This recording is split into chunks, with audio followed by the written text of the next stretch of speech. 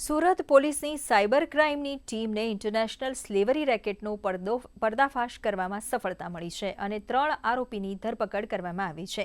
Cyber ક્રાઇમના DCP વિશાખા જૈને જણાવ્યું હતું કે થાઇલેન્ડમાં કમ્પ્યુટર વર્કની નોકરી અપાવવાના બહાને દેશના અલગ અલગ રાજ્યો અને અન્ય દેશના 40 યુવાનોને થાઇલેન્ડ મોકલી અપાયા હતા અને ત્યાં શોષણ કરવાને ઈરાદે નદીમાંથી બોર્ડર ક્રોસ કરાવી યુવાનોને મ્યાનમાર મોકલી આપીને ત્યાંથી ચાઇનીઝ ગેંગને સોંપી દેવામાં આવ્યા હતા.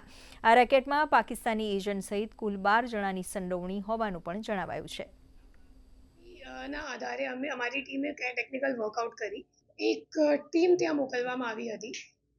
એ ટીમને ત્યાં 2 આરોપીઓને ધરપકડ કરી. એ બંને આરોપીઓને ઝડપી પાડવામાં આવ્યું હતું અને સુરત લાવીને અમે લોકો ઇન્ટેરોગેશન કરી.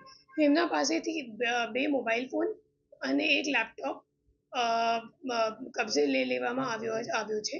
એમના ઇન્ટેરોગેશન દરમિયાન ત્રીજો આરોપી જે વ્યારા ખાતે જેમનું મૂળ વતન વ્યારા છે એમને પણ ઝડપી પાડવામાં આવી ગયું છે. એ ગ્લોબલ ઇન્ટરનેશનલ સાયબર સ્લેવરીનું રેકેટ છે.